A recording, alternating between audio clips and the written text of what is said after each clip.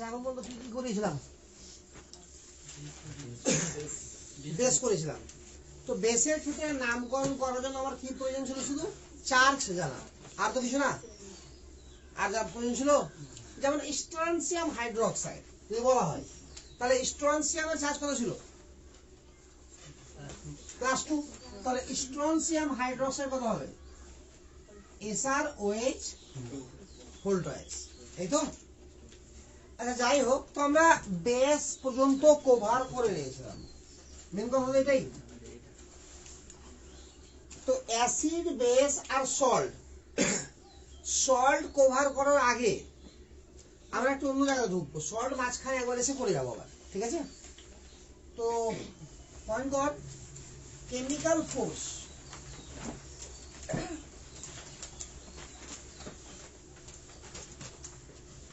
Chemical force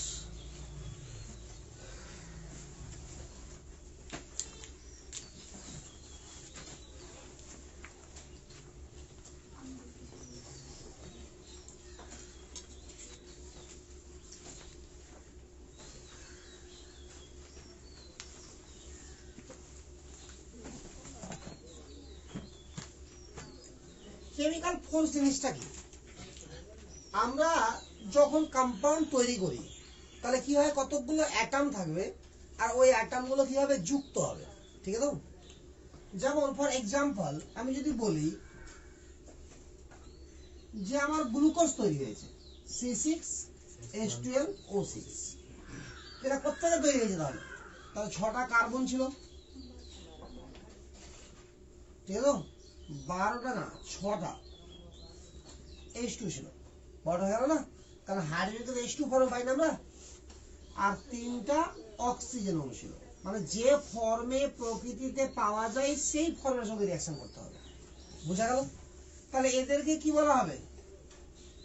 atoms, হ্যাঁ, or molecules. আর এটা কি 100% কি মলিকিউলস, ঠিক আছে? তো এটা যখন আমার এখানে যায় তো মাঝপথে কি হয়? আবার সবাই অ্যাটমে পরিণত হয়ে যায়, অর্থাৎ মাঝপথে আমার এরকম হয় 6টা কার্বন, 12টা হাইড্রোজেন, 6টা অক্সিজেন, তারপরে এরকম উৎপন্ন হয়। তাহলে প্রথমে যে ফর্মে, এরকম মোস্ট অ্যাবান্ডেন্ট ফর্ম, অর্থাৎ প্রকৃতিতে যে ফর্মে পাওয়া যাবে এটা হচ্ছে সেই ফর্ম। সবাইকে লাস্ট অব্দি কোথায় আসতে হয়? অ্যাটমিক ফর্মে। এটা কি হলো আমার? অ্যাটমিক ফর্ম, ঠিক আছে? অ্যাটমিক ফর্ম, আর এটা হচ্ছে মলিকিউল ফর্ম। তো অ্যাটমিক ফর্মে যখন আছে তো সবাই আলাদা আলাদা আছে, আর মলিকিউলার ফর্ম যখন চলে এসছে তো সবাই একসঙ্গে কি হয়ে গেছে? যুক্ত হয়ে গেছে, বুঝা গেল? তো যুক্ত হয়ে যাওয়ার মানে কি? বন্ড তৈরি করেছে, রাসায়নিক বন্ধন তৈরি করেছে। আরে কথা বোঝা গেল না? গেল না? তো বন্ড যখন তৈরি হয়, একটা কথা আগে থেকে আমরা মেনে যাবো, যেটা মাধ্যমিক থেকেই শিখে এসেছিস তোরা, কি যে বন্ড যদি তৈরি হয় তাহলে বন্ড ওখান থেকে নির্গত হয় এনার্জি, আর যদি বন্ড ভাঙতে হয় তো এনার্জি দিতে হয়। এতটুকু গ্যারান্টি না? গ্যারান্টি না? আর এটুকু জানিস তো, যে কোনো বন্ড যখন আবার তৈরি করা হয় তখন ওখান থেকে কিছু না কিছু এনার্জি রিলিজ হবে, বেরিয়ে আসবে। আর যদি ওই বন্ডটাকে আবার ভাঙতে যায় তো একই পরিমাণ এনার্জি কি করতে হবে? আমাকে দিতে হবে, বুঝে গেল কথাটা? তাহলে এখান থেকে যখন এখানে গেছে, খুব ভালো করে দেখ, তাহলে এখানে কোনো বন্ড আছে কি? বন্ড নাই। তো এই জায়গা থেকে ধরছি না আমরা, এখান থেকে ভাবছি, ঠিক আছে? তো এখান থেকে যখন এখানে গেছে তখন বন্ড তৈরি হয়েছে কি হয়নি? অনেক বন্ড তৈরি হয়েছে। তাহলে এর ফলে এনার্জি বেরিয়ে গেছে অনেকটা, না যায়নি বেরিয়ে? আরে গেছে তো। আবার এখান থেকে যখন এখানে এসছে তখন আমাকে এনার্জি দিতে হয়েছে, কেন? যে এখানে হাইড্রোজেন বন্ড হাইড্রোজেন ছিল, এখানে অক্সিজেন ডাবল বন্ড অক্সিজেন ছিল। অক্সিজেন দেখতে এরকম, হাইড্রোজেন দেখতে এরকম। তাহলে এই বন্ডটাকে ব্রেক করতে হয়েছে, এই বন্ডটাকেও ব্রেক করতে হয়েছে, তারপর তো এখানে আসতে পেরেছে।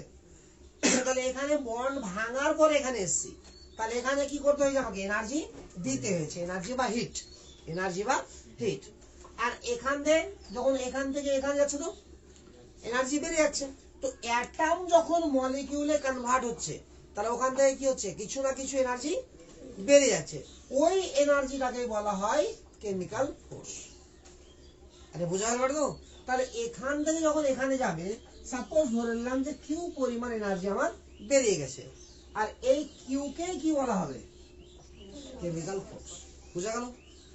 এটি রাফে যেরকম লিখলাম সেরকম তুলে থাকে, তবে লেখাচ্ছি ভালো করে।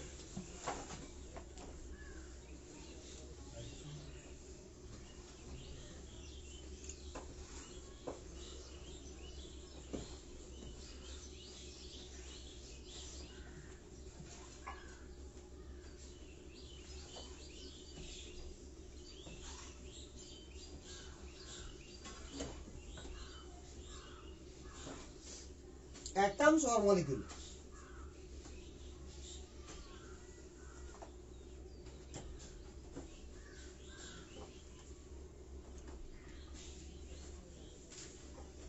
Atoms or molecule?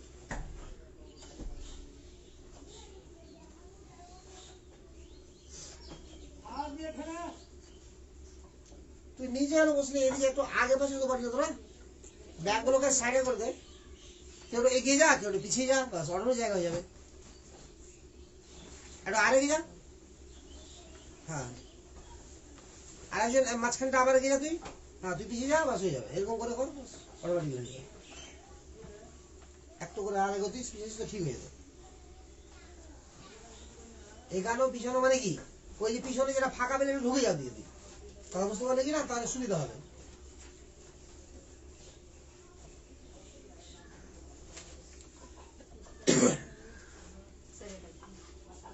এটা আছে অ্যাটমিক ফর্ম, হ্যাঁ atomic form.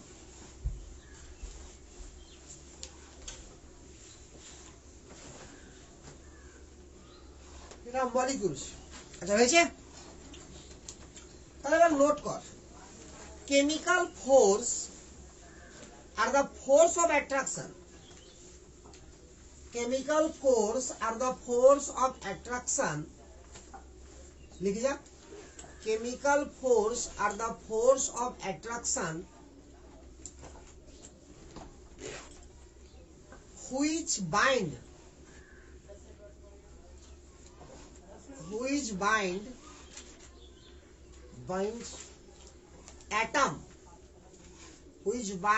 atoms in a given chemical unit, which bind atoms, atoms সঙ্গে s লাগাবি, হ্যাঁ, which bind atoms in a given chemical unit। আগে মানেটা বুঝতে চেষ্টা কর। Chemical force is the force of attraction, তো এটা হচ্ছে এক ধরনের আকর্ষণ বল, যেটা কি করে, অ্যাটম গুলোকে কি করে, কেমিক্যাল ইউনিটে পরিণত করে। হুইচ বাইন্ড অ্যাটম, যারা অ্যাটম গুলোকে বেঁধে দেয়, বাঁধার পরে কি করে, in a given chemical, এটা ফিক্সড কেমিক্যাল ইউনিট, এটাকে বলা হয় কেমিক্যাল ইউনিট। এক কথায় কেমিক্যাল ইউনিট বলতে কি বুঝি আমরা, কেমিক্যাল ইউনিট বলতে বুঝি কতগুলো পরমাণু পুঞ্জ, একসঙ্গে অনেকগুলো পরমাণু, সেটা মলিকিউল ফর্মে থাকতে পারে বা আয়ন ফর্মে থাকতে পারে। ঠিক আছে? সবসময় মলিকিউল থাকবে এরকম হতে পারে না। তাহলে আমি কখন লিখতাম গিভেন কেমিক্যাল, মানে আমি লিখতাম কি, গিভেন এ মলিকিউল, কিন্তু আমি কি লিখেছি, গিভেন এ কেমিক্যাল ইউনিট। এর মানে হচ্ছে যে সাপোজ জল, এটা কি, এটা মলিকিউল, এখানে তো অনেকগুলো অ্যাটম আছে না, নাই, SO4 এটা তো আয়ন, এখানে তো অনেকগুলো অ্যাটম আছে, NH4 প্লাস এটা তো আয়ন, এখানে অনেকগুলো অ্যাটম আছে। তাহলে এখানে অনেকগুলো অ্যাটম যখন যুক্ত হবে, তখন সবসময় আমার মলিকিউল তৈরি করার ব্যাপার নাই, মলিকিউল তৈরি করতে পারে, আয়নও তৈরি করতে পারে। তো দুটোকে এক জায়গাতে কি বলা হয়, কেমিক্যাল ইউনিট। ওই জন্য কি বলেছি, কেমিক্যাল ইউনিট। ঠিক আছে? ওখানে লিখটা চেঞ্জ করে individual atom are unstable, individual atom are unstable।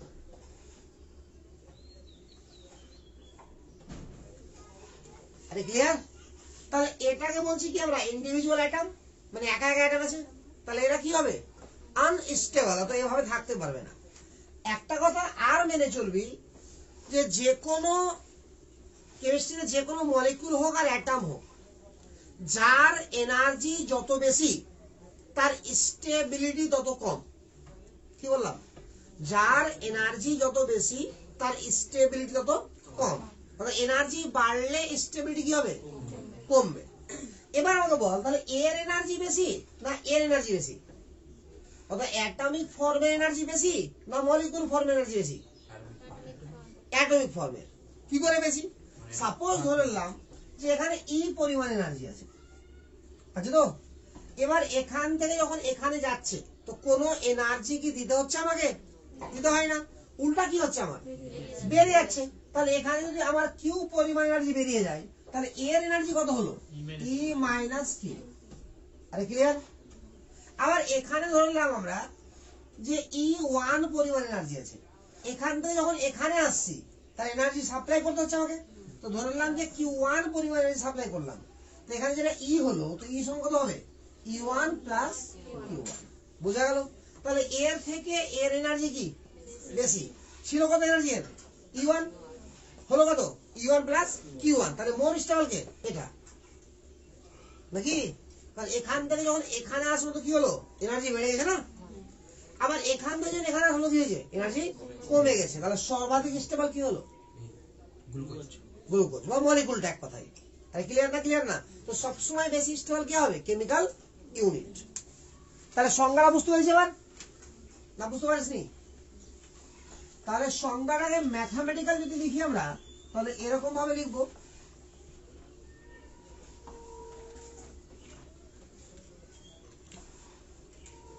এখানে লিখলাম অ্যাটমস উৎপন্ন করলো কেমিক্যাল ইউনিট।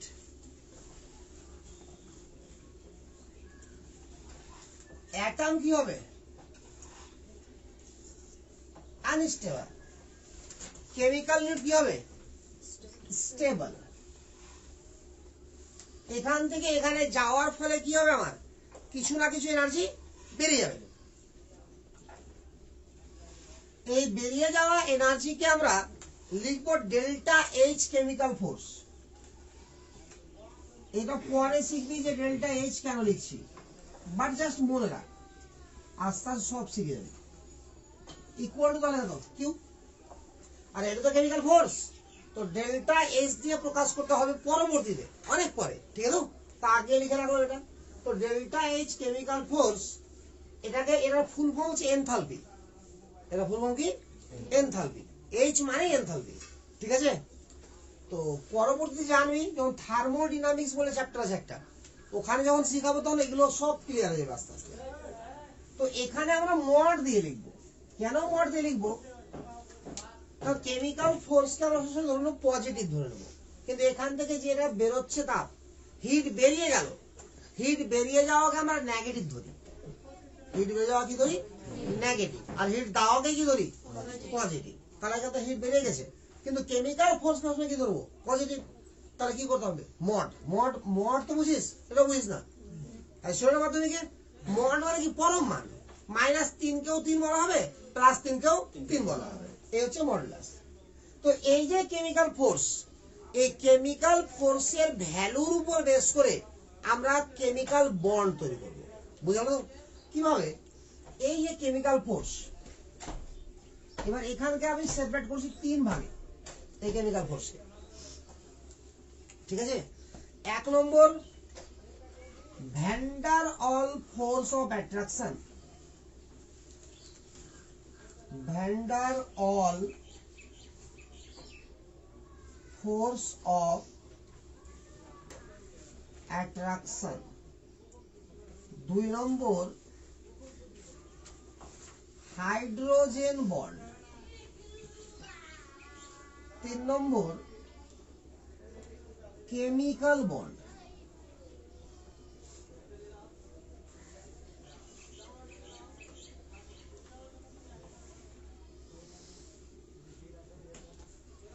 তাহলে van der wall force of attraction একটা, একটা কি হাইড্রোজেন বন্ড, আর একটা কি কেমিক্যাল বন্ড।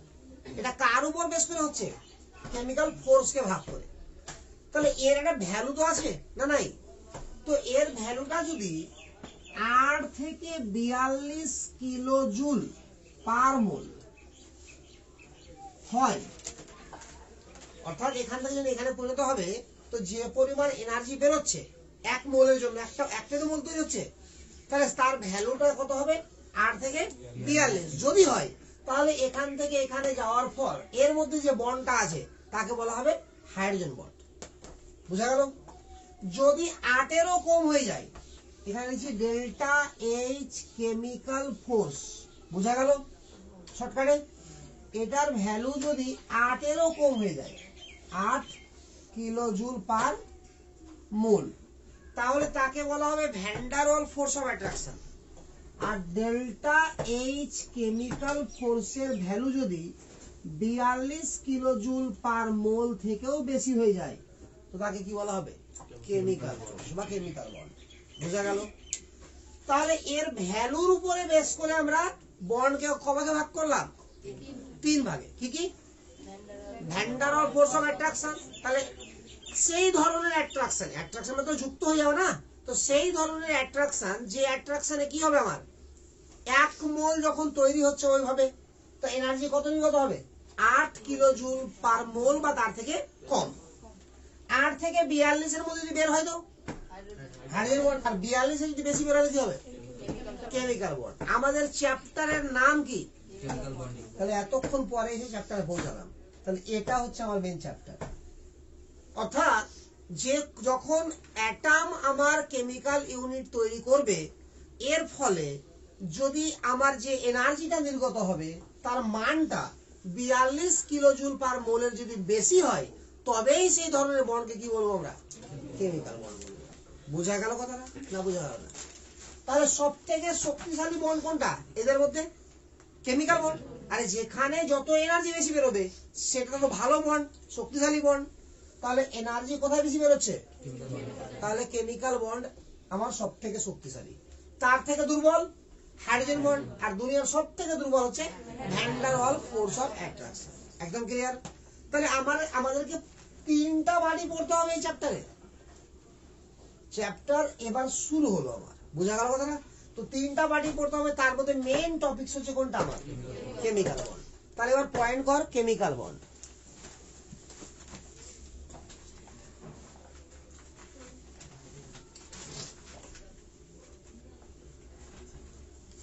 তুলে যায় না?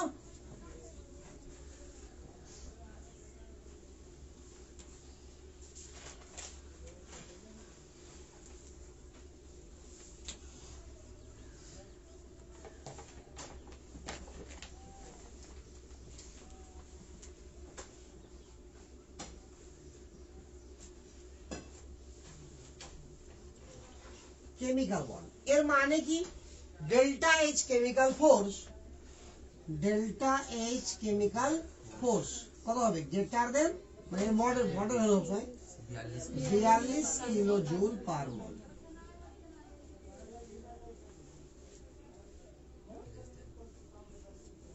হয়েছে ব্যাপারটা তো? আচ্ছা, এটাকে আমরা প্রধানত 3 ভাগে ভাগ করছি। একটা হচ্ছে ionic bond,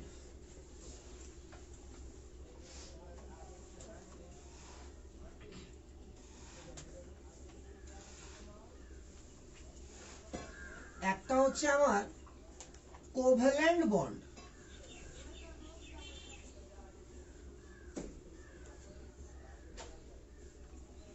ionic bond, covalent bond, আর হবে মেটালিক বন্ড।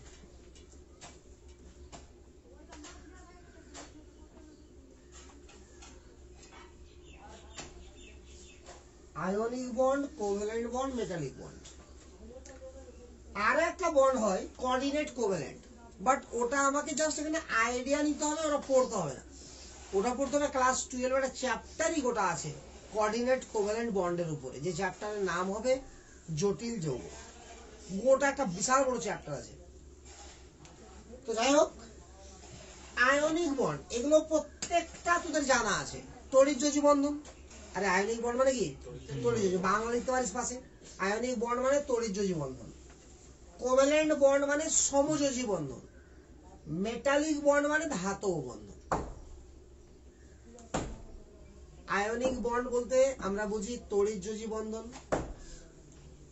কোভ্যালেন্ট বন্ড বলতে বুঝি সমযোজী বন্ধন, আর মেটালিক বন্ড বলতে বুঝি ধাতব বন্ধন। লাস্টের বন্ধনটার নাম না শুনে থাকলেও তড়িৎযোজী, সমযোজী আর অসমযোজী তিনটা বন্ড মাধ্যমিকে পড়েছিস না পড়িসনি? তো এখানে অসমযোজীরা যতটা মাধ্যমিকে পড়েছিলি তার থেকে কিছুটা আর বেশি বলবো, তবে এখন না, কারণ বাস্তবে অসমযোজী বন্ডটা অ্যাকচুয়ালি প্রকৃত বন্ড না, ঠিক তো? পরে জানবো আস্তে আস্তে, সবই জানবো। তো আয়নিক বন্ড জিনিসটা কি বল, কি পড়েছিলি? আয়নিক বন্ড বা তড়িৎযোজী বন্ধন কাকে বলে বল দেখি।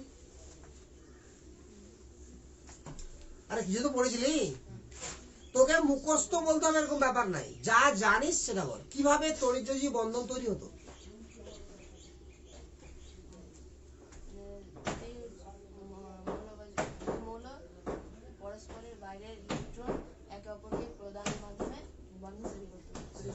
এক কথায় কোন পরমাণু তার সর্বশেষ কক্ষ থেকে এক বা একাধিক ইলেকট্রনকে বর্জন করত, বর্জন করে ক্যাটায়ন তৈরি করত, আর অন্য কোনো পরমাণু সেই ইলেকট্রনটাকে গ্রহণ করত, গ্রহণ করে কি হতো? অ্যানায়ন হতো। আর ক্যাটায়ন আর অ্যানায়ন কি হতো? স্থির তাড়িতিক বল দ্বারা যুক্ত হয়ে যেত। আরে বোঝা গেল? এই স্থির তাড়িতিক বলটার নামই কি? তড়িৎযোজী বল। তাহলে এখানে কি হবে? দু ধরনের অ্যাটম হবে, একজন কি করবে? ইলেকট্রন বর্জন করবে। তো যারা ইলেকট্রন বর্জন করে তাদেরকে বলা হয় ইলেকট্রোপজিটিভ অ্যাটম। কি বলা হয়? Electropositive atom. আর যারা ইলেকট্রন গ্রহণ করবে তাদেরকে বলা হবে ইলেকট্রোনেগেটিভ অ্যাটম। বুঝা গেল? তাহলে একটা হবে ইলেকট্রোপজিটিভ অ্যাটম আর একটা হবে ইলেকট্রোনেগেটিভ অ্যাটম। হ্যালো, হ্যাঁ, না না না, সালাউদ্দিন ভুল বলে গেছে আপনার, আপনি ভুল জায়গায় লাগিয়েছেন, ঠিক করে চেক করে লাগান। একটা ইলেকট্রো পজিটিভ অ্যাটম, একটা ইলেকট্রো নেগেটিভ অ্যাটম। পজিটিভ অ্যাটমের কাজ কি হবে? ক্যাটায়ন উৎপন্ন করা। তো ক্যাটায়ন কি করে উৎপন্ন করবে? এর বর্জন করে। তাহলে এ ইলেকট্রন বর্জন করবে, আর কটা করবে জানি না, ধরলাম যে এন সংখ্যক ইলেকট্রন বর্জন করলো, তাহলে এ কি করবে? এন সংখ্যক ইলেকট্রনকে গ্রহণ করবে। ক্লিয়ার না? ক্লিয়ার না? একদম ক্লিয়ার। তাহলে এটা হওয়ার পরে কি উৎপন্ন হবে? এটা উৎপন্ন হবে ইলেকট্রোপজিটিভটা এন প্লাস, নাকি? আর ইলেকট্রোনেগেটিভ অ্যাটমটা কি হবে? N minus. একদম ক্লিয়ার। আর এই প্লাস আর মাইনাসের মধ্যে কি হবে? এক ধরনের আকর্ষণ বল তৈরি হবে। ওটা কিভাবে দেখাতে হয়? ডট ডট দিয়ে। এই আকর্ষণ বলটার নামই কি? Ionic bond. এই আকর্ষণ বলটার নাম হচ্ছে আয়নিক বন্ড। আর এটার নাম কি? ক্যাটায়ন। আর এটার নাম কি? অ্যানায়ন। আর হয়েছে? ক্লিয়ার না? ক্লিয়ার না? তো ক্যাটায়ন আর অ্যানায়নের মধ্যে যে আকর্ষণটা থাকবে তাকে কি বলা হবে? প্লাস আর মাইনাসের মধ্যে আকর্ষণ না? একটা প্লাস একটা মাইনাস কিনা? আরে বন্ধনটাকে আমরা আয়নিক বন্ড বলছি, বাট ফোর্সের তো নাম হবে। তো সব সময় মাথাতে রেখে চলবো আমরা, যে কোনো জায়গাতে, এখান থেকে শুরু, মানে পজিটিভ আর নেগেটিভের মধ্যে আকর্ষণ যদি হয় তো তার নাম হবে electrostatics force of attraction. Electrostatics force of attraction বা স্থির তাড়িতিক বল। হ্যাঁ, বাংলাতে হচ্ছে স্থির তাড়িতিক বল বা ইলেকট্রোস্ট্যাটিক্স ফোর্স অফ অ্যাট্রাকশন। ঠিক আছে? তাই এখানে নিজে ছোট্ট করে নোট করলে, এই জায়গাতেই নোট করে এখানে, it is the force of attraction, it is the electrostatics force of attraction, it is the electrostatics force of attraction between cation and anion. It is the electrostatics, ভালো বলবো, electrostatics হয়েছে? It is the electrostatic force of attraction. কার কার মধ্যে? Between cation and anion. Clear? তাহলে যদি বলা হয় ionic bond কাকে বলা হয়? So it is the electrostatic force of attraction between cation এবং anion. বা ক্যাটায়ন এবং অ্যানায়নের মধ্যেকার স্থির গাণিতিক আকর্ষণ বলকে কি বলা হয়? আয়নিক বন্ড বা তড়িৎ বন্ধন। এভাবে বলতে পারিস, কি বলতে পারবি? ক্যাটায়ন এবং অ্যানায়নের মধ্যেকার স্থির গাণিতিক আকর্ষণ বলকে কি বলা হবে? তড়িৎ বন্ধন। একদম ক্লিয়ার? কেমিক্যাল বন্ড কিভাবে তৈরি হয়? Sorry, covalent bond. তাহলে তড়িৎ বন্ড কি করে তৈরি হয় বোঝা গেল কেন না? সমযোজী বন্ধনে দুটা পরমাণুই হবে ইলেকট্রোনেগেটিভ। ইলেকট্রোনেগেটিভ কাকে বলা হয়? যারা ইলেকট্রন গ্রহণ করতে চাইবে। ঠিক আছে? তাহলে এখানে ইলেকট্রো পজিটিভ আর ইলেকট্রো নেগেটিভ দিয়ে কি তৈরি হচ্ছিল? Ionic bond. আর ইলেকট্রো নেগেটিভ দিয়ে কি তৈরি হবে? Covalent bond. তো দুজনেই যদি ইলেকট্রো নেগেটিভ হয়ে যায় তাহলে দুজনেরই কি প্রয়োজন? এটা গ্রহণ করা প্রয়োজন। তাহলে এরকম দিবে কে? দেওয়ার তো কেউ নাই। আরে কথা বোঝা গেল? তো এর ফলে কি করবে? দুজন শেয়ার করে নেবে। এই ইলেকট্রনটাকে ও নিবে আর ওরটাকে ও নিবে, অর্থাৎ দুজনই দুজনের ইলেকট্রনকে নিয়ে নেবে। ফর এক্সাম্পল এ আর এ, বুঝছো তো? তাহলে একটা ইলেকট্রন এ এর আছে আর একটা ইলেকট্রন এ এর আছে। এ দুটাকে এও ব্যবহার করছে, এ দুটাকে, তাহলে এও পেয়ে গেল, এও পেয়ে গেল। আরে বুঝা গেল কি হলো না? ক্লিয়ার না? ক্লিয়ার না? তাহলে এটাকে আমরা লিখবো পরবর্তীতে এ বন্ড এ। ঠিক আছে? এটা একই অ্যাটমের মতো হলো, হতে পারতো ডিফারেন্ট অ্যাটমের মধ্যে, বা এরকম ভাবে বলতে পারি না আমরা এ আর বি। এ আর বি যখন লিখবো আমরা তখন এভাবে দিব। কেন ভাবে দিলাম? কারণ এ এর ইলেকট্রন আলাদা, বি এর আলাদা। তাহলে এটাকে এও শেয়ার করলো, এটাকে এই যেগুলো কত জোড়া শেয়ার হয়েছে এখানে? 2 জোড়া। তাহলে বন্ড দুটো হবে। তো এক জোড়া শেয়ার হলে বন্ড একটা হবে, তখন এর কোভ্যালেন্সিকে বলা হবে 1। আর 2 জোড়া হলে বন্ডটা কটা হবে? দুটা, তখন এর কোভ্যালেন্সিকে বলা হবে 2। আর হয়েছে? তো এবার নিচে নোট কর, এখানে এটি লিখলে লেখার পর তুই লেট কেন করছিস? তোর বাড়িটা কোথায়? আচ্ছা, তো ভালো। তুই বাড়িতে তোকে ইফতারি করে ভোরে খাওয়ার পরে আর ঘুমাতে হবে না তোকে, তার আগে ভালো করে ঘুমিয়ে দিবি। খাওয়ার পর একটু পড়ে বসে যাবে, পড়লে আরো ঘুম লেগে যাবে।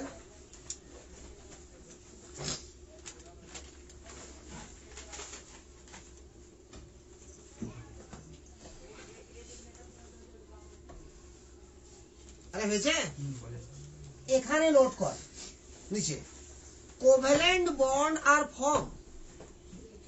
Covalent bond are form, covalent bond are form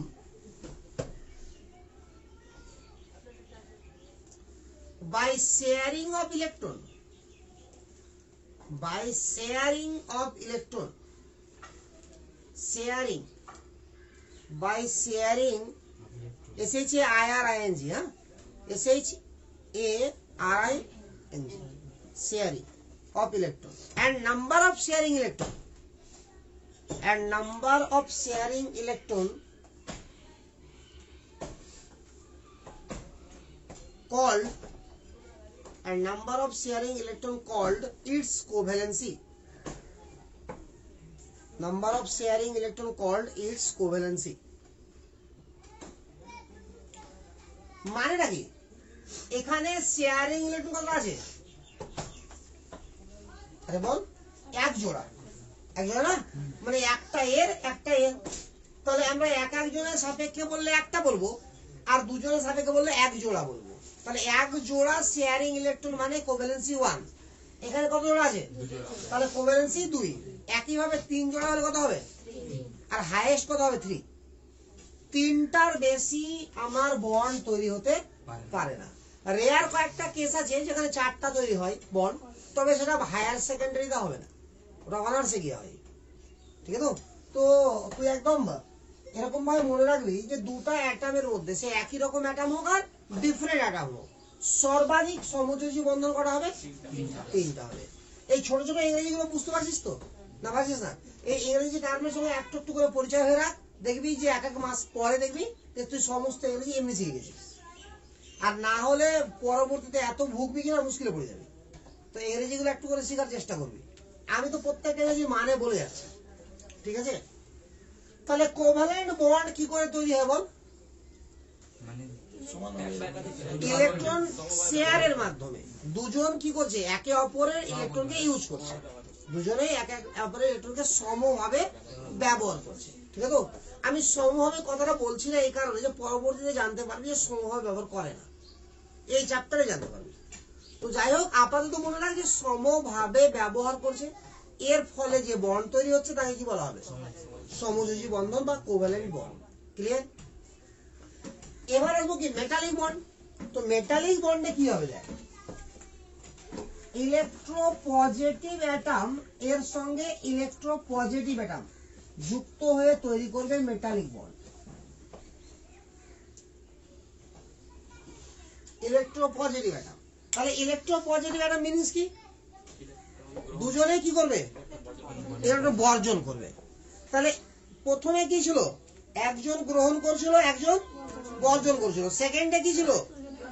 দুজনেই গ্রহণ করছিল। তো দুজনে যখন গ্রহণ করছিল তো একে অপরে কি করেছিল? শেয়ারিং।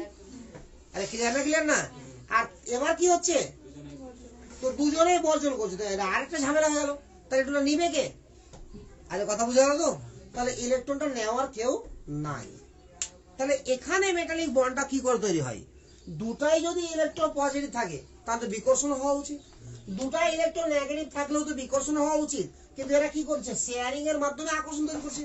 তাহলে এরাও কিছু একটা ঘটাবে, যার জন্য কি তৈরি হবে? এর মধ্যে আকর্ষণ তৈরি হবে।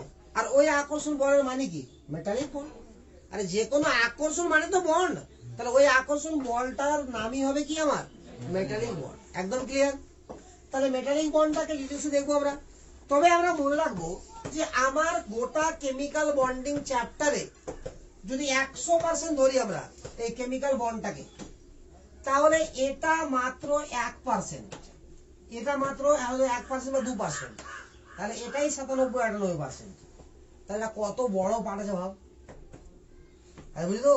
আগে এই পার্টটা পড়বো আরো বুঝে যাবি যে এই পার্টটাই যদি এত বড় হয় 1% হয়েই, তাহলে এটা কত বড় হবে ভাববি।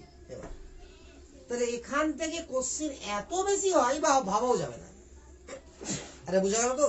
এটাকে যতদিন খুশি পড়ানো যায়। যদি মনে করি যে পুরা 11 শুধু কেমিক্যাল বন্ডিংই পড়ে যাবো, তবুও শেষ হবে না, মনে হলেই হলো। তো একটা সীমা পর্যন্ত পড়াবো, ঠিক আছে তো? তবে ততটা পড়াবো যতটা পড়তে গিয়ে মানে তোর কেমিক্যাল বন্ডিং এ মানে অন্যান্য চ্যাপ্টারের সঙ্গে এটা পুরোপুরি রিলেটেড। এক কথায় কেমিস্ট্রির যে কোনো চ্যাপ্টার আমরা পড়তে যাই না কেন, কেমিক্যাল বন্ডিং ঘুরিয়ে ফিরিয়ে এক একটু কাজে লাগবেই আমার। তো কোনো চ্যাপ্টার যাতে সমস্যা না হয় সেই জন্য যতটা জানার প্রয়োজন আছে আমরা জেনে যাব, ঠিক আছে তো? অর্থাৎ তোর বইয়ে যা থাকবে তার থেকে আমরা মোটামুটি দ্বিগুণ জানবো। তোর বইয়ে যত কেমিক্যাল বন্ডিং দেওয়া আছে তার দ্বিগুণ জানবো প্রায়। বাকি চ্যাপ্টারগুলো বইয়ে যা দেওয়া আছে আমরা তাই জানবো, কিন্তু এটা অনেক বেশি জানবো। তাহলে প্রথমে আমরা দেখি মেটালিক বন্ডটাকে, ঠিক আছে? ডিটেলসে দেখি এবার। এগুলো কোনোটা ডিটেলসে হয়নি, জাস্ট আমি ইন্ট্রোডাকশন দিয়েছি, ডিটেলসে শুরু হলো এবার। তাহলে ফার্স্টে পয়েন্ট কর মেটালিক বন্ড।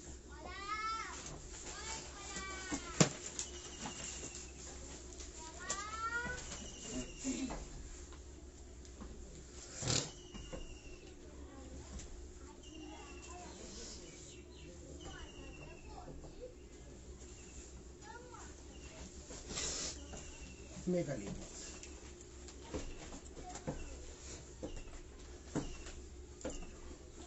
এটা একটা মেটাল প্লেট,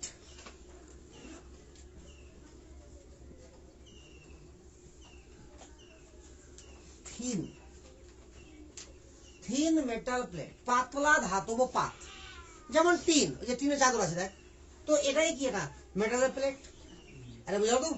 তো মেটালের প্লেটে যতই পাতলা হোক, যদি তুই এরকম ধরে নিস যে মেটালের কণাগুলো বা যে কোনো অ্যাটম গুলো এক একটা কাচের গুলি, দেখেছিস তো? তো কাচের গুলিকে যদি বিছিয়ে দিই এক জায়গায়, জোড়া লাগিয়ে লাগিয়ে, ঠিক আছে তো? তো এরকম ভাবে কয়েকটা স্তর তৈরি করে যাচ্ছি, ওর উপরে ওটা, আবার কাচের গুলি রাখছি। আরে বুঝা গেল তো? তো ওগুলো যদি অ্যাটাম হয়, কাচের গুলিগুলো, অ্যাটাম তো গোলাকার ধরবো আমরা, তো কাচের গুলিগুলো যদি অ্যাটাম হয়, তাহলে যে স্তর স্তর স্তর করে দিয়ে দিয়ে কি হচ্ছে, এটা কিছু জিনিসপত্র তৈরি হচ্ছে। তো এটা টিনের বা টিন কেন, এটা কাগজও যদি ভাবি, এটাও তো অ্যাটাম বা মলিকুল দিয়ে তৈরি। আরে বুঝা গেল কিনা? তো এইভাবে একটার পর একটা মলিকুল উপরে সাইডে এভাবে দিয়ে দিয়ে তো কাগজটা তৈরি হয়েছে আমার। তো কাগজটা তো অনেক পাতলা, তারপরেও কয়েকশো কোটি মলিকুল পর পর পর পর আছে। তাহলে মলিকুল বা অ্যাটাম কত ছোট ভাব, কয়েকশো কোটি মলিকুল এর স্তর আছে ওখানে। কথা বুঝতে পারছিস তো? তো এখানে আমরা যতই পাতলা নিই না কেন, অনেক অনেক মোটায় যাবো মলিকুলের রেসপেক্টে। আরে বোঝা গেল? অত পাতলা নেওয়াই সম্ভব না। তো যাই হোক, তো এখানে আমার অ্যাটাম আছে, আমি একটা তলকে নিয়ে ভাবছি, জাস্ট উপর তলটাকে নিয়ে ভাবছি আমরা। তো আমরা অনেকগুলো তল আছে এরকম, আছে কি নাই? একটা তলকে নিয়ে ভাবছি। কথা বোঝা গেল?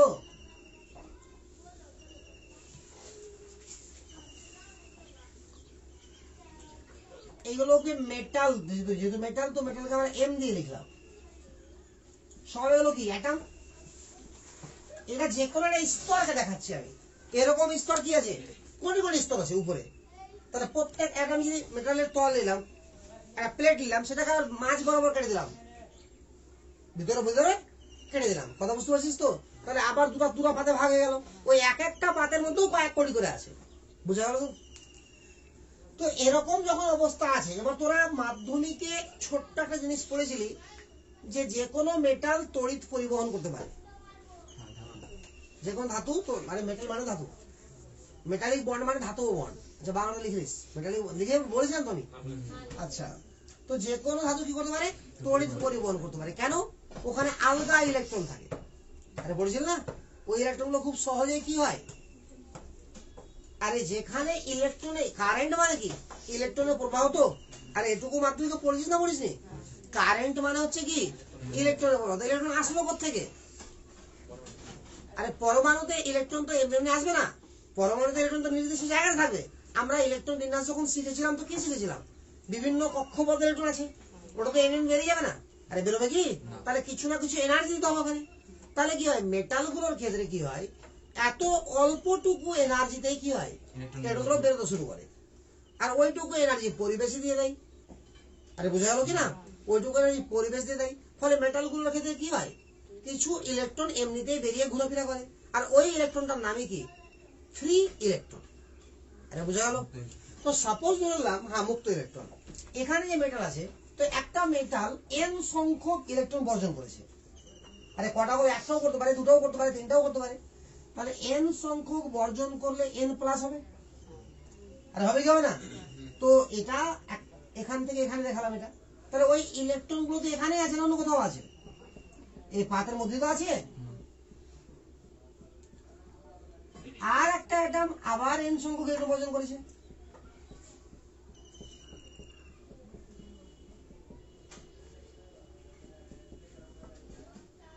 আরো ধরনের একটা।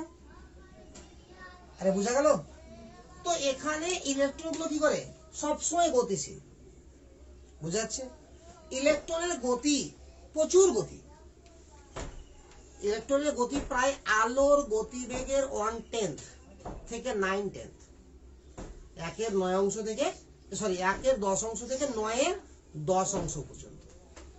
তাহলে ভাব যে কত গতিবেগ আছে, আছে কি না? তাহলে এরকম গতিবেগে যদি এখানে ঘুরতে থাকে, সামান্য ভাবে ভাব যে বাতাস যখন নর্মাল ভাবে বইছে, যেটা আমরা বুঝতে পারছি না, সেটা হচ্ছে 1 kilometre per hour, sorry 1 mile per hour. 1 mile মানে কত, 1.69 কিলোমিটার। এটা বুঝে তো? যেটা দেখবি আবহাওয়া দপ্তর যখন খবর দেয়, 1 নটিক্যাল মাইল বলা হয়। তো যাই হোক, ওরা যখনই আমার 30-40 কিলোমিটার বেগে চলছে, ঝড় হয়ে যাচ্ছে। 70-80 হলো মানে ভালোই ঝড় হয়ে গেল নাকি? আর 150-200 হলো মানে কি, ধ্বংস হয়ে গেল, বিশাল সাইক্লোন বলা হচ্ছে তখন। তো ওটা যদি 150-200 স্পিডে হয়, যেটা 1,500-2,000 স্পিড আছে, তারও বেশি আছে। তাহলে ভাব এবার কত স্পিডে ইলেকট্রনটা মুভ করছে। যদি এই আওয়াজটা শোনা সম্ভব হতো, ঠিক আছে, তো এর ভয়েই সবাই মারা যেত। মানে এত বেশি আওয়াজ হতো, সাইক্লোন ঝড় থেকে অনেক বেশি আওয়াজ হতো, কিন্তু আওয়াজটা আমরা শুনতে পাচ্ছি না। কেন পাচ্ছি না? কারণ শব্দ শোনার কিছু শর্ত আছে, যেটা ফিজিক্সে পড়বি। এখানে সেই শর্তটা লঙ্ঘন করছে, শর্ত মানছে না বলে আমরা এই আওয়াজটা শুনতে পাচ্ছি না। যদি আওয়াজটা শুনতে পেতাম তো প্রচুর দ্রুত গতিতে কি হতো, এটা মুভ করছে। অর্থাৎ এটা কিরকম ভাবে মুভ করছে, এরকম ভাবে আমার মুভ করছে। যেমন হঠাৎ করে যদি তোকে বল দেওয়া ধরে নেওয়া হয়, ধরে নিয়ে তোকে যদি পুকুরে ফেলে দেওয়া হয় বা নদীতে ফেলে দেওয়া হয়, ঠিক আছে, নদীতেও ফেলে দেওয়া হলো ভিতরে, এবার তোকে যদি বলা হয় তো কোন সাইডে জল আছে, কি বলবি? সমস্ত সাইডে জল আছে। আর আছে কিনা? তো এখানে ইলেকট্রন গুলো যখন আমার রিলিজ হয়ে গেছে, ইলেকট্রন গুলো এত দ্রুত গতিতে ঘুরে যে এই যে প্লাস গুলো আছে বা এই মেটাল গুলো আছে, আছে কিনা, যদি এদের দেখা যায় যে কোন সাইডে ইলেকট্রন ঘুরছে, তো সমস্ত সাইডে।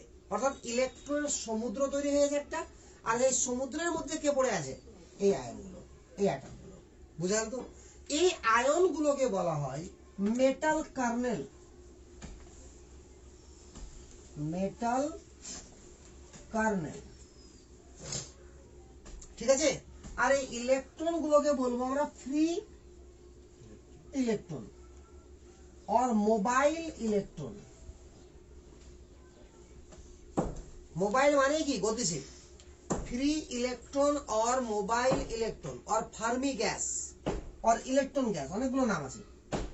और ফার্মি গ্যাস সব নাম লিখলাম। और ইলেকট্রন গ্যাস চারটা নাম, যে নাম বলবো। কি বললাম?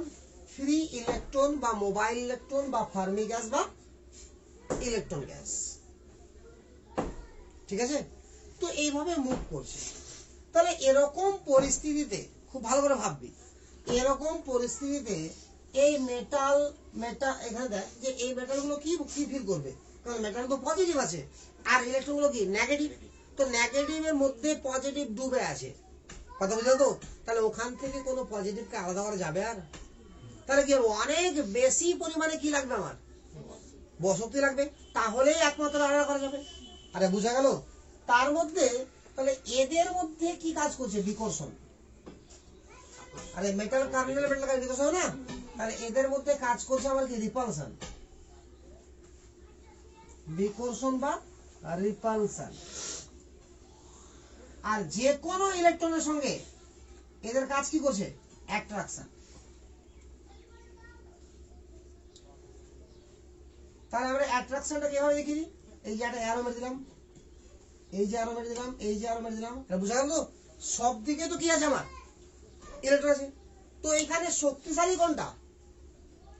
অ্যাট্রাকশন। তাহলে অ্যাট্রাকশনটা কার কার মধ্যে হচ্ছে বলতো? মেটাল কার্নেলের সঙ্গে ফ্রি ইলেকট্রনের বা মোবাইল গ্যাসের, মোবাইল ইলেকট্রনের বা ফার্মি গ্যাসের বা ইলেকট্রন গ্যাসের, আর এটা হচ্ছে। আর বিকর্ষণটা কার মধ্যে হচ্ছে? মেটাল কার্নেলের সঙ্গে মেটাল কার্নেলের। আরে বোঝা গেল? এই যদি সামান এই যে বিকর্ষণ বলটা যদি না থাকতো, তাহলে আকর্ষণটা এতটাই বেশি ছিল এখানে যে পৃথিবীতে বিভিন্ন খনিজ পদার্থ থেকে যখন মেটালকে পেতাম আমরা, তো যে আকারে পেতাম সেই আকারেই থেকে যেত। আমরা কি করি, মেটালকে নিয়ে তো মেটালিক অনেক রকম জিনিস তৈরি করা হচ্ছে কিনা। লোহা দিয়ে কি তৈরি হচ্ছে না, চাদর থেকে শুরু করে তোর অনেক কিছু তৈরি হচ্ছে, ছুরি কাটি কত আর তৈরি হচ্ছে কিনা। তাহলে বিভিন্ন রকম আকার দিতে পারছি আমরা। তো আকার দিতে পারছি কেন? আরে ওর আকর্ষণটাকে তো ভাঙছি আমরা। তো এখানে রিপালশনটা কাজ করছে কার কার মধ্যে? Metal kernel, metal kernel. এই রিপালশন বলটা আছে বলেই মেটাল হচ্ছে মেলিয়েবল এন্ড টেকটাইল, অর্থাৎ গলানো যাচ্ছে বা বিভিন্ন আকার দেওয়া যাচ্ছে। মেলিয়েবল মানে গলিত অবস্থায় পাওয়া যায়, টেকটাইল মানে বিভিন্ন আকার দেওয়া যাচ্ছে, ঠিক আছে। তাহলে এটা একমাত্র মেলিয়েবল বা টেকটাইল হওয়ার কারণ কি? Metal kernel repulsion ball.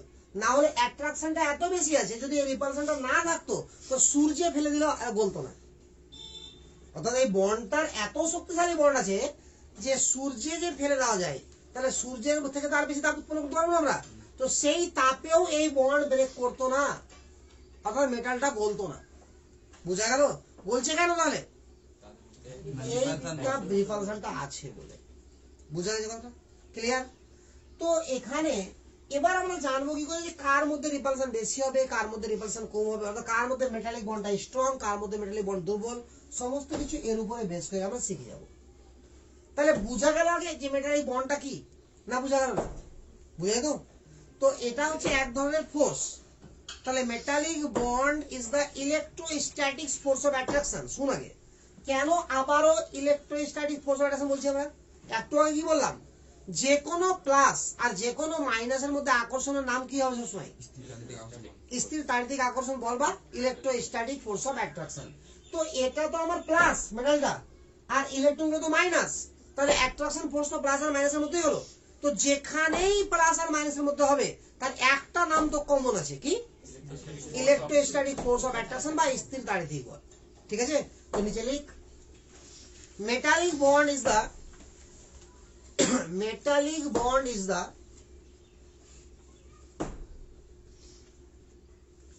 electrostatic force of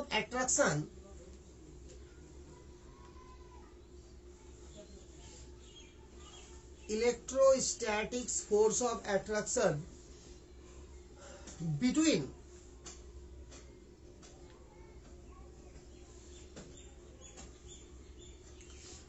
metal kernel and free electron. Metal kernel and free electron.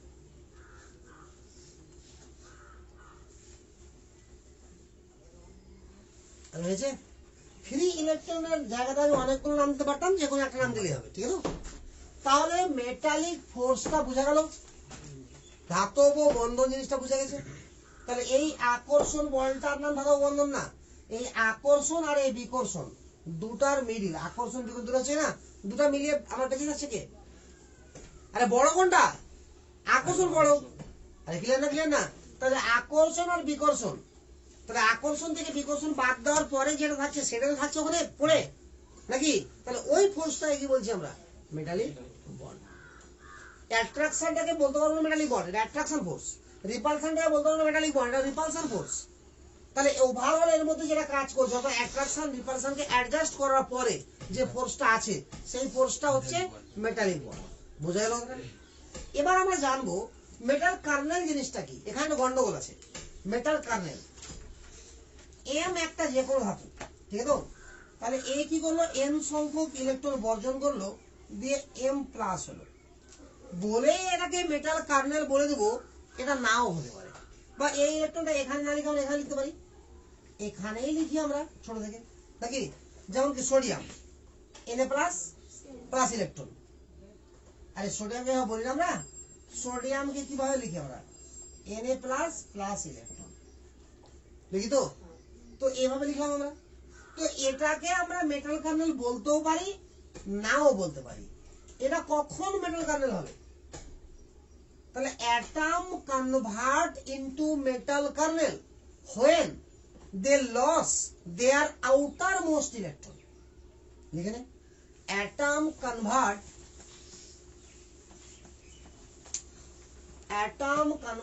into metal kernel when they lost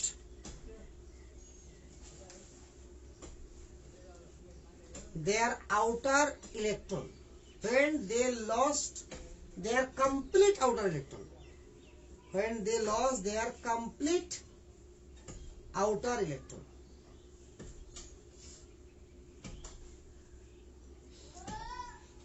Bracket like not inner, not inner.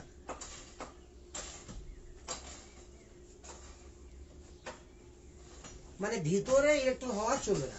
ঠিক আছে? ফর এক্সাম্পল, তাহলে আরো clear হয়ে যাবে। কপারকে দুটো ফর্মে পাই আমরা, খুব ভালো করে দেখ। Cu প্লাস পাই আর Cu2 প্লাস পাই। আরে এর আগে দেখালাম না কপারে জারণ সময় কি কি হয়? +1 +2। আরে হয় কি হয় না? তাহলে কপারকে আমরা দুটো ফর্মে পাই, +1 +2। তো দুটো মেটাল কার্নেল হতে পারে না, যে কোনো অ্যাটমের মেটাল কার্নেলের অবস্থা মাত্র একটি হবে, দুটা কখনোই মেটাল কার্নেল হবে না। ক্লিয়ার? তাহলে কপারের ইলেকট্রন বিন্যাস কর, কপার 29, ঠিক আছে? তাহলে 1s2 2s2 26 3s2 করে করি, আমি একবারে করে দিলাম, ঠিক আছে? সাজিয়ে রেখে দিলাম একবারে 3d না 10 4s1। আরে কপারে ব্যতিক্রম আছে না, ডি এর 9টা বা 4টা থাকতে পারবে না, তো 9টা 10টা হয়ে গেছে আর 4টা এই সরি আর দুটো একটা হয়ে গেছে। ক্লিয়ার? আউটার সেল তো এটা না, বুঝতে পারলে না, সাজিয়ে কারণ লিখতে হয়। আউটার সেল কোনটা? এটা না, এখানে ইলেকট্রন কটা আছে? একটা। তাহলে আউটার সেলের সমস্ত ইলেকট্রন বর্জন করা এর মানে কি? একটা বর্জন করা। তাহলে একটা বর্জন করলে কি হবে? +1। তো this is metal kernel, this is not. আরে বোঝা গেল কি গেল না? একদম ক্লিয়ার? শিওর? আচ্ছা, তো এইভাবে আমাকে ভাবতে হবে। যদি ভাবি ক্রোমিয়াম, ক্রোমিয়াম ব্যতিক্রম হয়ে যাবে, ম্যাঙ্গানিজ ভেবে, ম্যাঙ্গানিজ 25, এর চার্জ দেখ, এর শিখালাম +2 থেকে শুরু করে +7 পর্যন্ত সবই সম্ভব। আরে বললাম না একদিন, +2 +3 +4 +5 +6 +7 সবই সম্ভব। তাহলে এতগুলোর মধ্যে একটাই মাত্র কি হবে? মেটাল কার্নেল হবে। কোনটা? হিসাব করতে হবে কোনটা হবে। ক্লিয়ার না? ক্লিয়ার না? তাহলে কোনটা হবে দেখেন একটু। তো ম্যাঙ্গানিজ হয় 3d5 4s2, লাস্টের কথাটা বলছি আমরা। তাহলে আউটার সেলে কটা আছে? তাহলে ম্যাঙ্গানিজ +2 স্টেটটা হলো মেটাল কার্নেল, বাকিগুলো না। আরে বোঝা গেল? তাহলে মেটাল কার্নেল চিনতে পারবি এবার না পারবি না? শিওর? তাহলে কাকে বলা হবে মেটাল কার্নেল? কোন অ্যাটমের সর্বশেষ কক্ষের কমপ্লিটলি ইলেকট্রন বর্জন হয়ে যায়, সমস্তটা বর্জন হতে হবে, একটা বা দুটা বর্জন হলে হবে না। যেমন অ্যালুমিনিয়ামকে পাওয়া যায় +1 +3, পাওয়া যায় কিনা? তাহলে অ্যালুমিনিয়ামের ইলেকট্রন বিন্যাস কি? 13। তো 3s2 3p1, 3s2 3p1।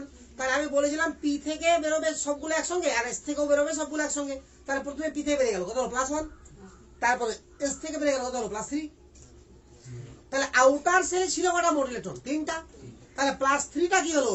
Metal kernel. +1টা না। বোঝা গেল? সবটা বেরোতে হবে।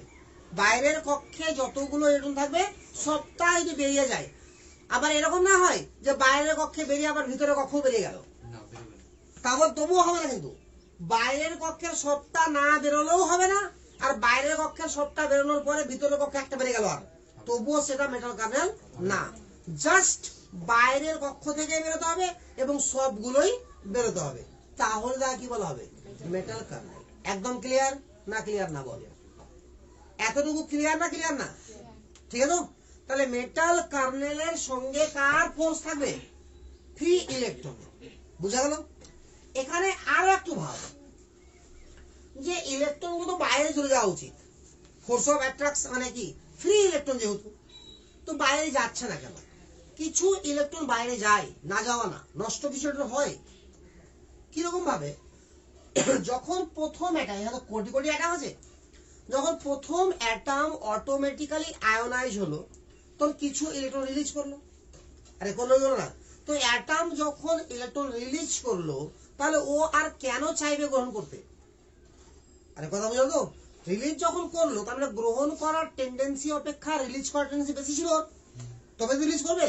তো যখন একবার রিলিজ করে গেল, তার মধ্যে কিছু ইলেকট্রন ওখানে পড়ে থাকলো, কিছু ইলেকট্রন বাইরে বেরিয়ে গেল, বাতাসে টাসে বেরিয়ে গেল। ঠিক ওই সময় অন্য আর একটা অ্যাটম আয়োনাইজ হলো, তো তার ক্ষেত্রেও তাই হওয়া উচিত।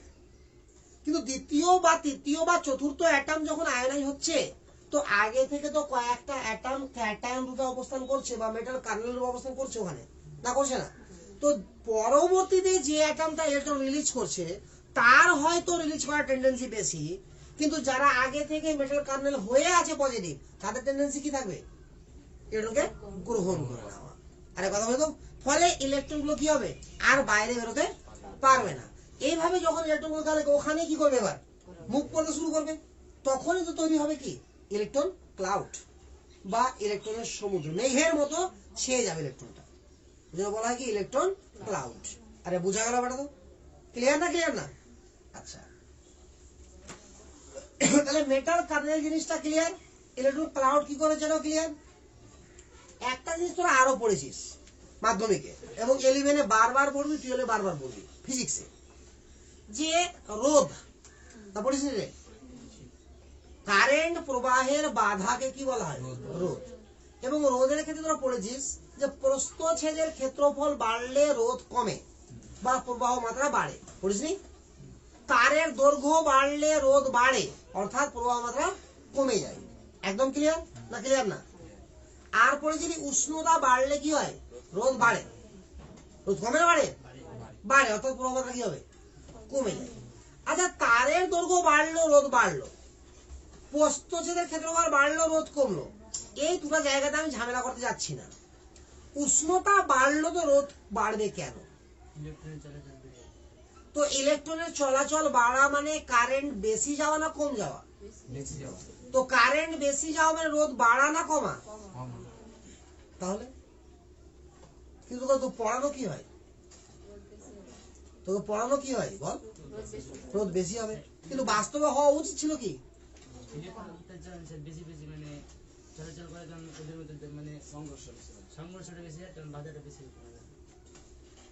সম্ভব। ইলেকট্রন কি মানুষ আছে যে টক্কর খাবে? এটা ওয়েভ, ঠিক আছে, তরঙ্গ। আরে বোঝা গেল? এখন তুই তো ভাবি যেখানে লাইট জ্বালাবি একটা, ঠিক আছে, টর্চ, টর্চের লাইটটা লাল সাপোজ ধর, তাহলে লাল লাইট তুই উপরে পাবি না? পাবি না? আরে পাবি তো। একটা ওই এভাবে লাইট জ্বালালাম একটা, তাহলে এখান থেকে লাল লাইট বেরোচ্ছে। এভাবে একটা টর্চ জ্বালালাম, কথা তো, এটা দিয়ে সাদা লাইট বেরোচ্ছে। বুঝলি? ক্লিয়ার না? ক্লিয়ার না? তাহলে এই মিক্সচার জায়গাটা কি হবে? লাল আর সাদা মিক্সচার পাবি না? পাবি না? তারপরে কি উপরে লাল যাবে না? যাবেই। আর ওপারে সোজা হয়ে সাদা যাবেই। তার মানে কি লাইটকে কেউ বাধা দিতে পারে না, তরঙ্গকে। কোন মাধ্যমেই তরঙ্গকে বাধা দিতে পারে না। হ্যাঁ, তরঙ্গ প্রবাহ কমে যেতে পারে, বাট যাবেই। বুঝা গেল না? তো এটা ফালতু জিনিস যে তুই যেটা বলছিস যে ইলেকট্রন ধাক্কা খেয়ে যায়, এরকম ব্যাপার নাই। কেন ধাক্কা খেলে তো কি হলো? প্রবাহ তো বাড়ছে, ইলেকট্রনের প্রবাহ মাত্রা বাড়ছে, আর প্রবাহ মাত্রা বাড়লে আমার কি হবে? কারেন্ট বেশি সাপ্লাই হবে, ঠিক আছে তো?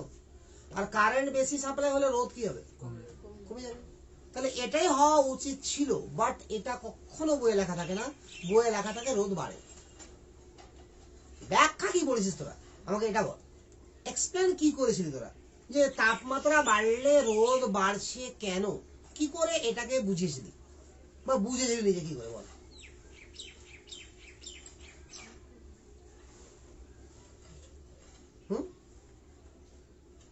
পারবি বলতে না? পড়িসনি ওটা?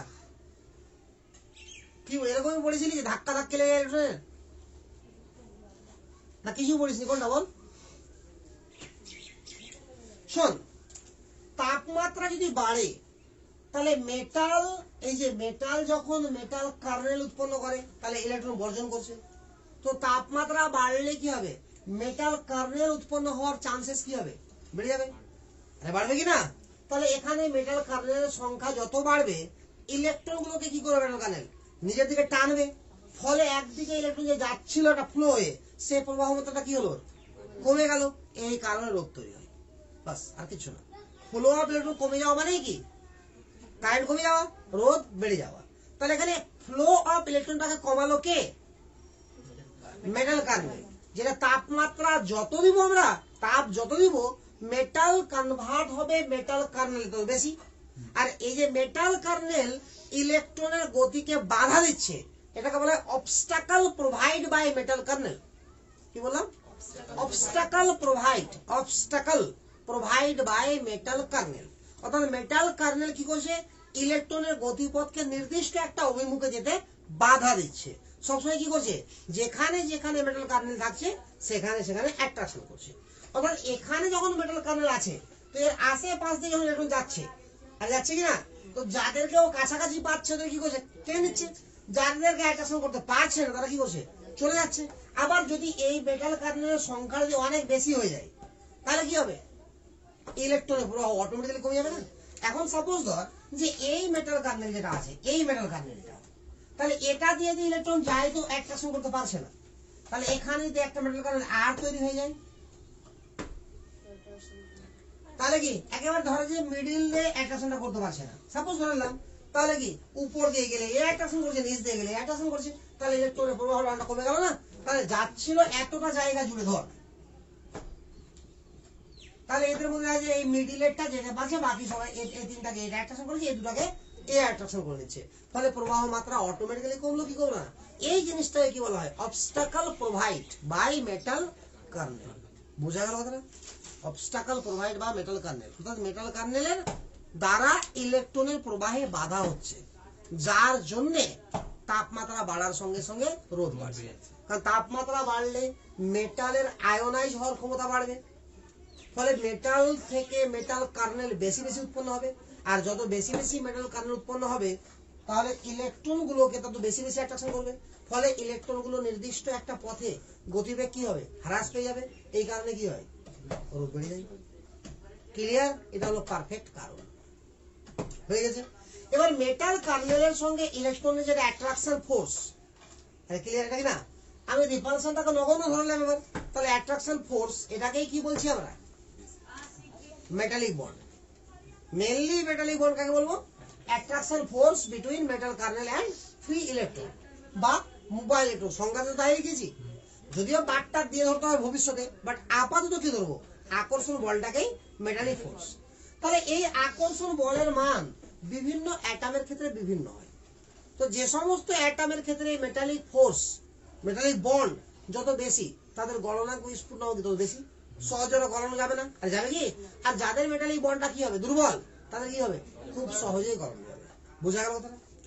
এবার এটা ডিপেন্ড কার উপরে করবে, আমরা কি করে বুঝবো যে কার মেটালিক ফোর্স বেশি বা মেটালিক বন্ড বেশি শক্তিশালী, বা কোনটার গলনাঙ্ক স্ফুটনাঙ্ক বেশি বা কার গলনাঙ্ক স্ফুটনাঙ্ক কম? তো আমাকে জানতে কি হবে, এই অ্যাট্রাকশন ফোর্সটা কার উপর ডিপেন্ড করছে, আর সেটা জানতে হবে। তাহলে অ্যাট্রাকশন ফোর্সটা ডিপেন্ড করে আনপেয়ার্ড ইলেকট্রন বা বিজোড় ইলেকট্রনের উপরে।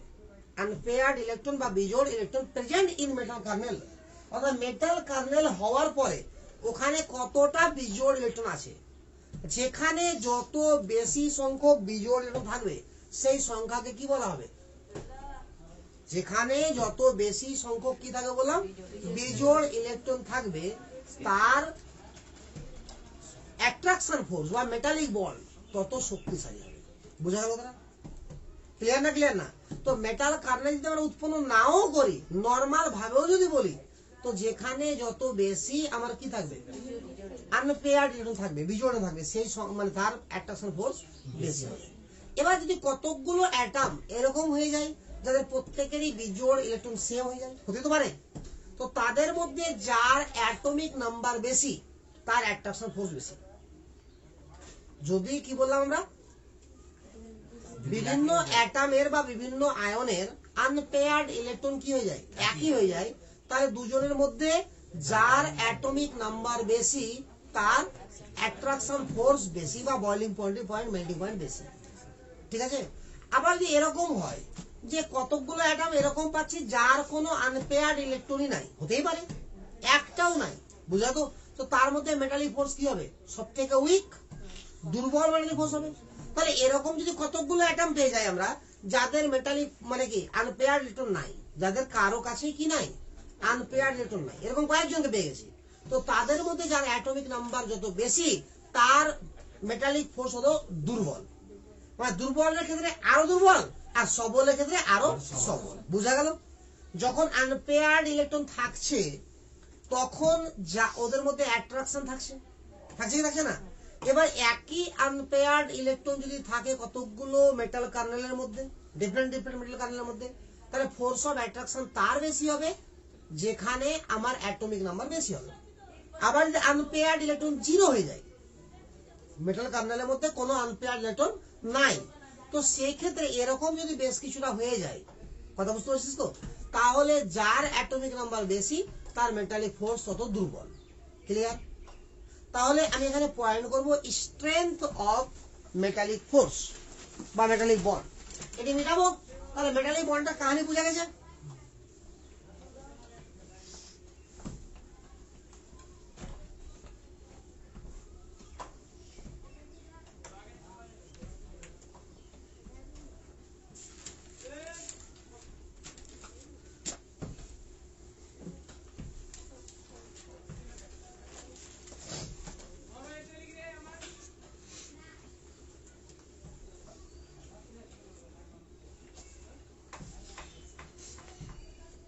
Strength of metallic bond.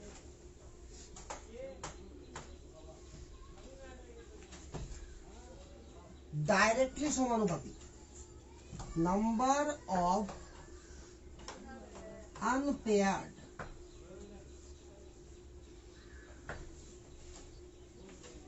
Electron. এটা জেনারেলি হয় D and F electron, generally হয়, বাট আমি লিখতে পাবো না। আমার ফর্মুলা এটা, strength of metallic bond is directly সমানুপাতিক নাম্বার অফ আনপেয়ার্ড ইলেকট্রন। কার মধ্যে? অ্যাটমের মধ্যে। আরে ঠিক আছে, অ্যাটমের মধ্যেও হতে পারে, আবার কার মধ্যে হতে পারে? পরমাণুর মধ্যে হতে পারে। চলো এবার আমরা একটু করে দেখাচ্ছি, ঠিক আছে? তো এটা মিটাবো, আরে না মিটাবো হবে, জায়গা হয়ে যাবে। ধরে নে আমাকে বলা হয়েছে স্কান্ডিয়াম আর ভ্যানাডিয়াম, বুঝলাম ম্যাডাম? বলছে কার গলনাঙ্ক স্ফুটনাঙ্ক বেশি হবে? তো যার কি বেশি হবে? মেটালিক বন্ড স্ট্রং হবে, তার গলনাঙ্ক স্ফুটনাঙ্ক কি হবে? তাহলে এটার ইলেকট্রন বিন্যাস করব। তো দেখাচ্ছি ইলেকট্রন বিন্যাসটা আমি একবার দেখাচ্ছি তোকে সহজ করে। 1s2 2s2 2p6 3s2 3p6 4s2, তারপরে 3d1। এটা তো হবে, এটাকে সাজিয়ে লিখলে 3 কে আগে লিখতে হবে, 4 কে পরে লিখতে হবে, একবারে সাজিয়ে লিখে দিলাম, ঠিক আছে? তাহলে 3d1 4s2। তো এখান থেকে এই পর্যন্ত দেখ 18 না? তাহলে 18 তে কোন কোন নিষ্ক্রিয় গ্যাস? আর্গন। তাহলে এটাকে যদি থার্ড ব্র্যাকেট অফ আর্গন লিখে দিই, তারপরে 3d1 লিখি, 4s2 লিখি, তো এভাবেও ইলেকট্রন বিন্যাস লেখা যায়। আর পড়তে হয় আর্গন কোর, আর্গন কোর। তাহলে ইলেকট্রন বিন্যাসটা কি লিখবো? Argon core 3d1 4s2, clear? এবার এখান থেকে যদি ছবি আঁকি আমরা, তো 3d1 ডি এর কটা ভাগ বল? 5টা ভাগ ডি এর, শিখেছিলাম না? 10টা ধরে ডি এর সর্বাধিক, তো 5টা ভাগ, যার জটা সর্বাধিক হবে তার অর্ধেক ভাগ হবে। এস এর কটা ভাগ? একটা। এস এর দুটো ইলেকট্রন থাকে, তো একটা ভাগ হবে। এখানে আছে কটা ইলেকট্রন? এখানে কটা আছে? ক্লিয়ার? তাহলে আনপেয়ার্ড ইলেকট্রন কটা আছে? একটা। বুঝা গেল? বিজোড় ইলেকট্রন কটা আছে? একটা। এবার 3d3 করবি, সরি ভ্যানাডিয়াম 23, তাহলে এর ইলেকট্রন বিন্যাস হবে আর্গন কোর 3d3 4s2। আরে বুঝা তো? তাহলে ডি এ যদি 3টা হয়, তাহলে বিজোড় কটা হবে? 3টাই বিজোড় হবে। প্রথমে একটা একটা করে ঢুকবে না, এটা 5টা পূর্ণ হওয়ার পরে জোড়াতে শুরু করবে। আরে বুঝা গেল গেল না? তাহলে বিজোড় এখানে বেশি না এখানে বেশি? ভ্যানাডিয়াম বেশি। তাহলে ভ্যানাডিয়ামের গলনাঙ্ক স্ফুটনাঙ্ক স্কান্ডিয়াম অপেক্ষা বেশি। বুঝা গেল কোশ্চেনটা? ভ্যানাডিয়ামের গলনাঙ্ক স্ফুটনাঙ্ক স্কান্ডিয়াম অপেক্ষা বেশি। এবার ভাব যে ডি এর সর্বাধিক কটা বিজোড় হতে পারে? 5টা। ক্লিয়ার না? ক্লিয়ার না? এবার আমি বলছি ম্যাঙ্গানিজ, ম্যাঙ্গানিজকে নিচ্ছি, আয়রনকে নিচ্ছি, আর কপারকে নিচ্ছি, ক্রোমিয়ামকে নিচ্ছি। এটা মেটাবো?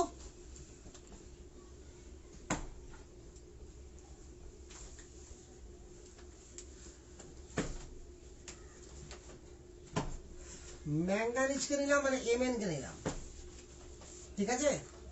তারপরে ধর যে ক্রোমিয়ামকে নিলাম 24, এর আগে না দেখা উচিত, আমি উল্টো পাল্টা নিচ্ছি, কোনো যায় আসে না আমার। আয়রনকে নিলাম 26, নাম্বার বলে দিই, এটা হলো 25, এটা হলো 24, এটা হয়েছে 26। আর জিঙ্ককে নিলাম, এটা হলো 30, ঠিক আছে? তো ভালো করে দেখ, এর ইলেকট্রন বিন্যাস বল। তাহলে আর্গন কোর, আমি আর্গন কোর দিয়ে লিখবো এবার 3d5 4s2, argon core 3d5 4s1, argon core 3d6 4s2, argon core 3d10 4s2। একদম ক্লিয়ার? আচ্ছা, এবার ভাব এখানে বিজোড় ইলেকট্রন কটা আছে? 5টা। শিওর না? শিওর না? এখানে বিজোড় কটা আছে? 6টা। আরে ডি এ 5টা, এসে একটা আছে, দুটো তো বিজোড়ই আছে, এসে একটা আছে। তো এখানে বিজোড় কটা আছে? 4টা। গুড। আরে ডি এ 6টা আছে না? তাহলে প্রথমে একটা একটা করে পূর্ণ হলো, 5টা পূর্ণ হয়ে গেল, আর আরেকটা জোড় লেগে রয়েছে, তাহলে ফাঁকা তাহলে কটা? 4টা। বুঝা গেল গেল না? একবার দেখে নে, ডি এ তো 5টা, 1 2 3 4 5 তাহলে প্রথমে একটা একটা একটা একটা একটা তারপরে জোড়াতে শুরু করলো ছটা হয়ে গেল তাহলে বিজোড় করা হবে একটা দুটা তিনটা চারটা একদম ক্লিয়ার না ক্লিয়ার না ক্লিয়ার তো তাহলে এখানে বিজোড় করা আছে আমার এখানে বিজোড় করা আছে কোনো বিজোড় নাই তাহলে 0 ক্লিয়ার তাহলে এদের সবার মধ্যে বল হাইয়েস্ট গলনাঙ্ক কার হবে ক্রোমিয়ামের তারপরে ম্যাঙ্গানিজ তারপরে আয়রন তারপরে জিঙ্ক সবথেকে কম জিঙ্কের আচ্ছা সবথেকে বেশি তো ক্রোমিয়ামের গ্রুপে আর কে কে থাকে বল ক্রোমিয়ামের গ্রুপে থাকে মলিবডিনিয়াম এন্ড টাংস্টান তোর যদি পয়সা তোর মুখস্থ নাই এখন যেন পারিস না সেটা আলাদা জিনিস তাহলে ক্রোমিয়ামের নিচে কে থাকে মলিবডিনিয়াম MO আর টাংস্টান W আর জিঙ্কের গ্রুপে থাকে জিঙ্ক ক্যাডমিয়াম এন্ড মার্কারি বুঝা গেল তাহলে এরা এর থেকে অ্যাটমিক নাম্বার এর বেশি এর থেকে এর বেশি তাহলে এই তিনজনের মধ্যে হাইয়েস্ট মেটালিক বন্ড স্ট্রং কোথায় আছে টাংস্টানে আর এই তিনজনের মধ্যে হাইয়েস্ট কোথায় আছে মার্কারি এখানে কি বলছে জিরো যদি লোন পেয়ার মানে না থাকে বিজোড় তো যত হ্যাঁ এখানে জিঙ্কে আছে যত বাড়বে অ্যাটমিক নাম্বার তত ফোর্স অফ অ্যাট্রাকশন কমবে বললাম না যেখানে আমার আনপেয়ার যেটা ম্যাক্সিমাম থাকবে সেখানে আমার যদি অনেকগুলো অ্যাটম এরকম থাকে তাহলে তার আমার ফোর্স অফ অ্যাট্রাকশন বেশি হবে এখানে কি হবে অ্যাটমিক নাম্বার বেশি আর যেখানে আনপেয়ার এরকম 0 হয়ে যাবে তো তাদের মধ্যে ফোর্স অফ অ্যাট্রাকশন কি হবে যার মানে অ্যাটমিক নাম্বার বেশি তার কম হবে বোঝা গেল কথা তাহলে এদের মধ্যে সবথেকে বেশি কার এটা তাহলে আমি জানি এই গোটা গ্রুপের মধ্যে সর্বাধিক হচ্ছে এটা এর থেকে বেশি আর আনপেয়ার পাবো না কোথাও পাবো কি আবার এদের মধ্যে কত বেশি কার তাহলে সমস্ত মেটালের মধ্যে সর্বাধিক গলনাঙ্ক বিশিষ্ট মেটালের নাম কি ভালো করে মনে কর মাধ্যমিকে মুখস্থ করেছিস তোরা উচ্চ গলনাঙ্ক বিশিষ্ট ধাতুর নাম হচ্ছে টাংস্টান পড়েছিলি না পড়িসনি হ্যাঁ নাইক্রোম তার তৈরি করতে ব্যবহার হয় হিটারের তার তৈরি করতে ব্যবহার হয় মনে আছে এবার দেখ এই তিনটা সব থেকে দুর্বল আর এদের মধ্যে কে সবথেকে দুর্বল মার্কারি তো এতটাই এরা অ্যাট্রাকশন দুর্বল আছে হ্যাঁ হ্যালো কোথেকে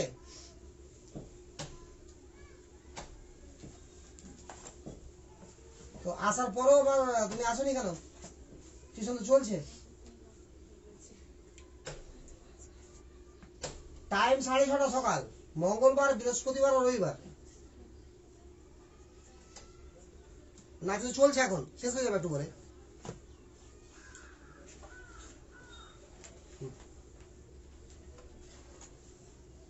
ঠিক আছে তাহলে এদের মধ্যে সব থেকে শক্তিশালী কে হবে জিঙ্ক সব দুর্বল কে তো এরা এতটাই দুর্বল যে ভালো করে যদি পড়িস তো তোরা এটাও পড়েছি যে একমাত্র তরল ধাতুর নাম কি তাহলে কেন তরল বুঝতে পারছি এবার কারণ অ্যাট্রাকশনটা কি দুর্বল যত অ্যাট্রাকশন শক্তিশালী তত কি আস্তে আস্তে কঠিন হবে বুঝতে পেরেছি এবার তাহলে এটা সর্বাধিক শক্তিশালী কেন আর এটা সর্বনিম্ন শক্তিশালী কেন অর্থাৎ লিকুইড কেন কারণ বুঝা গেল কারণ কি মেটালিক অ্যাট্রাকশন ফোর্স ক্লিয়ার তো মেটালিক বন্ডে আমার এর বেশি আর কিছু জানতে হবে না এটুকুই যথেষ্ট অর্থাৎ কার গলনাঙ্ক বেশি কার স্ফুটনাঙ্ক গলনাঙ্ক স্ফুটনাঙ্ক একই কথা কার গলনাঙ্ক এবং স্ফুটনাঙ্ক বেশি কার metallic bond strong metal kernel কাকে বলা হয় বাস মেটালিক বন্ডটা কি আসলে মেটালিক বন্ড কাকে বলা মানে সংজ্ঞাটা কাকে বলে ঠিক আছে তো এই কেটে কেটে কোশ্চেন হবে 2-1 নম্বরে হলে হতে পারে না হলে নাও হতে পারে তাহলে এটুকু বুঝে গেছিস ক্লিয়ার না বুঝতে পারিস আচ্ছা এবার পড়বো আমরা আয়নিক বন্ড এটা আর একটা ছোট্ট পার্ট এটা মিডিয়ালি কমপ্লিট না তো হয়নি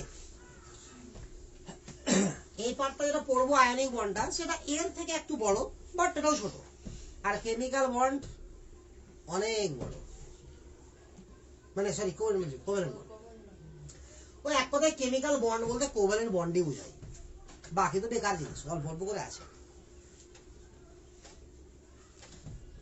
আরে মিটাবো না মিটাবো না মিটাই হ্যাঁ